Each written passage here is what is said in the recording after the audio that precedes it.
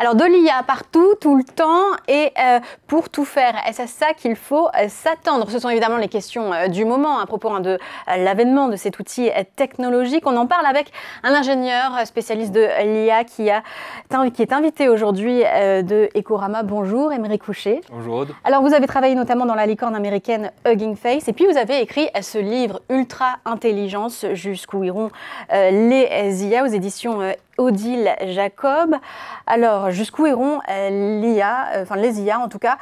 C'est une fusée qui est sur la couverture de ce livre. Ça veut dire que ça peut aller très haut, mais ça peut aussi éclater en plein vol. Alors vous, j'imagine que votre thèse, c'est plutôt que ça va aller très haut, mais jusqu'où? Exactement. Vous faites très bien de souligner ça. Pour moi, cette image de fusée est assez éclairante dans la manière de regarder les progrès des IA. En fait, je trouve qu'on a tendance, quand on considère un objet comme l'IA, à regarder son état actuel et à se dire, voilà, par essence, l'IA, ça va être telle qu'elle est aujourd'hui. Mais il ne faut pas oublier qu'il y a une trajectoire de progrès exponentielle, que l'état actuel des IA, c'est le pire qu'on verra jamais. En fait, à l'avenir, l'IA va n'aller que progressant. Et il faut aussi qu'on prenne en considération qu'il y a eu des progrès fulgurants dans les dernières années. Si on regarde, en 2019, on avait GPT-2 à l'époque, qui savait à peine enchaîner 2 phrases cohérentes. GPT-3 s'est mis à pouvoir enchaîner des idées. GPT-4, il l'avait testé à l'époque sur les examens, sur le barreau américain. Ça commençait à répondre de manière satisfaisante aux questions. Et aujourd'hui, on a des modèles encore meilleurs qui commencent à réussir dans des concours de maths, à battre les meilleurs jeunes mathématiciens du monde.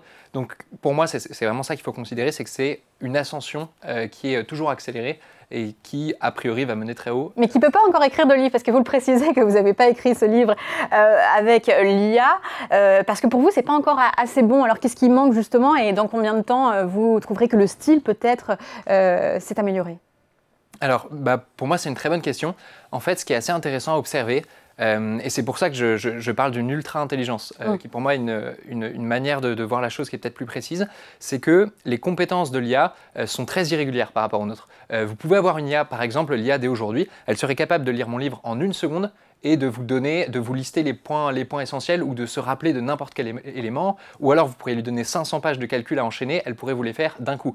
Donc par ces domaines-là, elle est largement supérieure à nous. Et en même temps, par d'autres domaines, vous demandez à une IA aujourd'hui, typiquement d'écrire un livre sans se planter dans les idées ou de simplement, au jeu du morpion, placer le prochain coup. Ou de faire une carte. Moi, j'ai demandé, c'est complètement catastrophique. Les pays, ils inventent des pays, et puis alors le nom des villes, c'est pas du tout au bon endroit. Ah voilà, j'ai essayé ça aussi, parce qu'en fait, elles ne sont pas du tout entraînées sur ça. Donc en effet, voilà, il y a des compétences où elles sont largement supérieures à nous, des compétences où elles sont inférieures. Et c'est pour ça que pour moi, c'est plus intéressant de parler de ce concept d'ultra-intelligence. C'est en fait passer outre notre vision de l'intelligence qui est très calibrée sur l'intelligence humaine sur tous les domaines. En fait, c'est quelque chose de complètement irrégulier. Et en plus, il y a cette ascension rapide. Mais ultra-intelligence, est-ce que... intelligence au-dessus de l'humain, intelligence qui va au-dessus aussi des standards éthiques, peut-être aussi? C'est une bonne question. En fait, je pense qu'il va y avoir des transformations profondes. Donc, dans le livre, je le traite en 3 parties. Donc, première partie, expliquer techniquement comment ça fonctionne. L'histoire aussi, beaucoup, justement, les premières expériences. Voilà, exactement. En revenant sur l'histoire de comment ça s'est formé, j'essaie d'expliquer un peu avec les mains. Enfin, vous me dites si c'était clair. Moi, l'ambition, c'est que n'importe qui puisse comprendre. J'ai dit aucune formule de maths. Oui, ça c'est vrai, c'est raconté. Ensuite, en deuxième partie, je montre l'ascension. En fait, je trace la trajectoire et la question, c'est jusqu'où ça va aller, justement. Est-ce qu'on va avoir des barrières techniques au fait que l'IA continue encore de progresser peut-être 6 ans, autant qu'elle a progressé dans les 6 dernières années? Et ensuite, partie 3, c'est justement voir ses conséquences sociales, où je pense qu'il va y avoir des conséquences profondes au fait d'avoir ces ultra-intelligences qui nous dépassent d'aussi loin dans certains domaines. Et alors pourquoi ce livre? Parce que vous dites aussi que vous voulez répondre à des informations fausses sur l'intelligence artificielle. Et puis dans ce milieu d'experts de l'IA, notamment en France, il y a un peu des débats. Vous évoquez un moment Luc Julia, alors c'était en dehors du livre, mais ça porte sur quoi justement vos débats au sein de ce milieu? Sur quoi vous n'êtes pas d'accord? La grande question, c'est quand est-ce que les IA seront capables de faire certains types de travaux? En fait, souvent les gens se posent la question, c'est encore une fois la question de jusqu'où iront les IA. Même dans le domaine, les gens se la posent. Les gens ont des visions à plus ou moins court terme ou long terme de quand certaines capacités seront acquises. Par exemple, vous avez beaucoup de grands patrons de la tech qui avaient déclaré en 2027, 90% de notre code sera généré par des IA, par exemple. Et ça, en général, ce genre de prédictions, en fait, elles se sont plutôt réalisées parce qu'aujourd'hui, donc même nous qui écrivons du code pour construire ces IA, on s'appuie énormément sur l'IA. Et une grande partie de notre code aujourd'hui, moi quand je code, j'utilise aussi ces assistants. Et je pense qu'une majorité des lignes de code que j'écrite sont faites par l'IA. Et vous utilisez l'IA depuis combien de temps vous, à quel moment justement vous vous êtes rendu compte du potentiel? Encore une fois, je pense que c'est progressif. Au moment de la sortie de ChatGPT, je me souviens en 2022, j'avais passé la journée à me dire, en fait, en projetant un peu encore cette idée de trajectoire, en projetant sur l'avenir, je me suis dit, en fait, ça va être incroyable. Aujourd'hui, c'est sûr que c'est pas grand-chose, ça fait plein d'erreurs, etc. Mais si on continue, si on extrapole, c'est sûr que ça va être très puissant. Et petit à petit, en fait, par exemple, l'IA comme assistant de code, c'est intéressant parce qu'il y a un moment où l'IA était capable de générer du code, mais elle allait se tromper 90% du temps. Donc c'était complètement inutile. Et en fait, le taux d'erreur a fini par descendre progressivement. Et à partir du moment où l'IA se trompait plus que peut-être 5% ou 1% du temps, là, ça devenait très utile de l'avoir. Parce que oui, elle allait quand même faire une erreur de temps en temps, mais il suffisait de la corriger et on gagnait beaucoup de temps. Mais plus elle en fait et moins elle va faire d'erreurs. C'est finalement comme un humain, sur ça, c'est l'apprentissage. Plus elle, c'est ça, ce que vous dites, plus elle apprend. Et en effet, à mesure qu'on augmente la taille des entraînements des IA, à mesure qu'elles sont entraînées sur de plus en plus de données avec de plus en plus de puissance, en effet, leur performance sur toutes les mesures qu'on a va augmenter quasiment mécaniquement. Et donc, en particulier, le taux d'erreur va décliner. Bon, les nouvelles générations utilisent beaucoup l'IA, ça vous fait pas peur sur l'avenir? Alors, c'est pas le côté, je vais vous interroger sur le côté médical ou biologique, mais est-ce qu'il n'y aura pas une paresse intellectuelle à ne pas faire les choses et à les demander à l'IA? Je pense que c'est un point très intéressant, l'IA dans l'éducation. Ça va changer les études. Ah oui, je pense.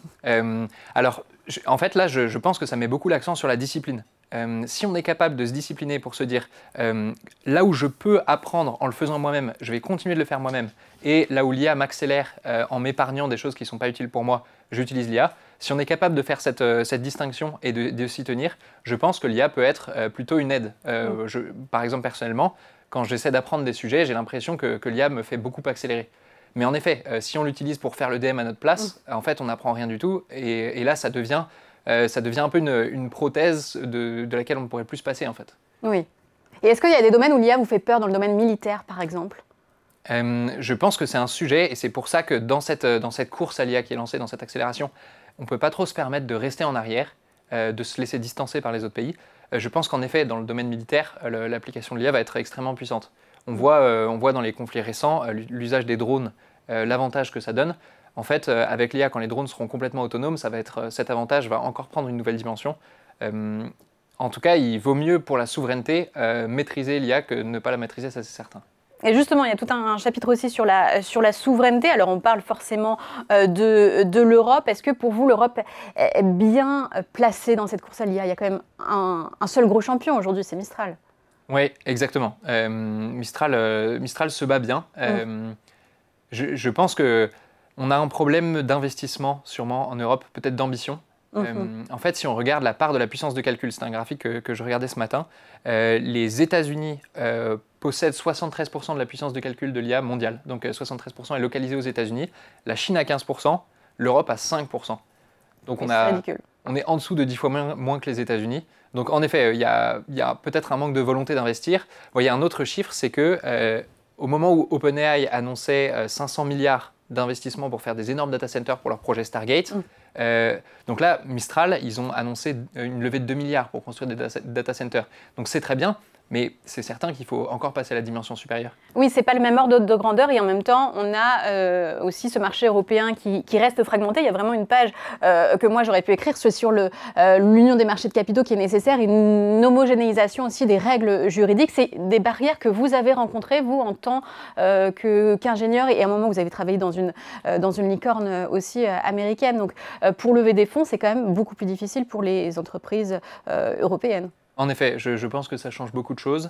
Je pense que ce qui compte le plus au départ, c'est de se dire à quel point on arrive à accéder à un marché qui est grand sans avoir trop de friction.